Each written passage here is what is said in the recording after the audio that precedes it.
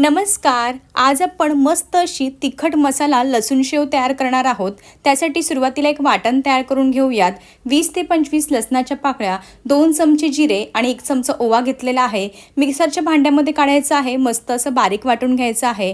वाटून झाल्यानंतर 1 ग्लास पाणी घालायचं आहे आणि छान असं पुन्हा बारीक करून घ्यायचं आहे.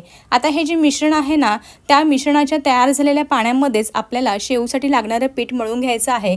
पण आपल्याला हे मिश्रण जे आहे ना वाटून घेतलेलं ते गाळून घ्यायचं आहे. असं केल्यामुळे काय होतं, शेव करताना मध्येच त्याचे बारीक बारीक कण येत नाही.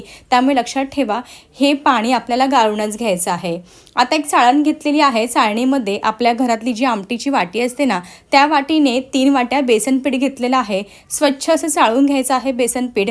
त्यानंतर बेसन मोजून घेतलेल्याच वाटीने पाऊण वाटी म्हणजेच 3/4 वाटी तांदळाचं पीठ घ्यायचं आहे. तांदळाचं पीठ घातल्यामुळे शेव मस्त अशी कुरकुरीत तयार होते, अजिबात तेलकट होत नाही. 3 वाटी बेसन पिठासाठी पाऊण वाटी तांदळाचं पीठ घ्या. आता लगेचच 3 मोठे चमचे आपल्याला तेल घ्यायचं आहे. चांगलं असं कडकडीत गरम करून तेलाचं मोहन घालायचं आहे. चांगलं असं मिक्स करून घ्यायचं आहे. थोडंसं तेल घातल्यामुळे आपली शेव मस्त अशी खुसखुशीत तयार होते. आता पाव चमचा हळद घालायची आहे. पाव चमचा हिंग घालायचा आहे.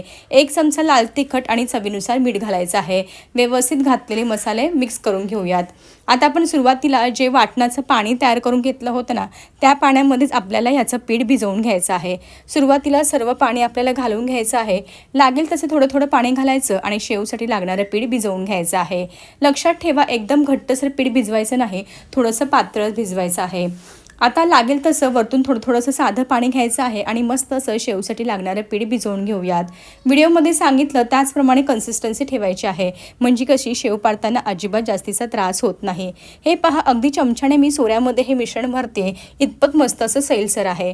चांगलं असं घट्टसर दाबून भरायचं आहे मशीनमध्ये हे मिश्रण आणि छान अशी शेव आपण आता पाडून घेऊयात. कढईमधलं तेल चांगलं असं कडकडीत गरम झालेलं आहे. शेवचा घाणा घालून घ्यायचा आहे आणि शेव मस्त अशी दोन्ही बाजूनी तळून घ्यायची आहे. थोडासा घाणा झाऱ्याला कडक लागला की शेवची बाजू बदली करायची आहे आणि दोन्ही बाजूनी मस्त अशी शेव तळून घ्यायची आहे.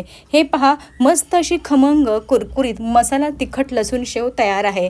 एकदम मस्त अशी खुसखुशीत तयार झालेली आहे. अगदी डब्बा संपेपर्यंत कुरकुरीत आणि खुसखुशीतच तयार राहते, अजिबात नरम वगैरे पडत नाही.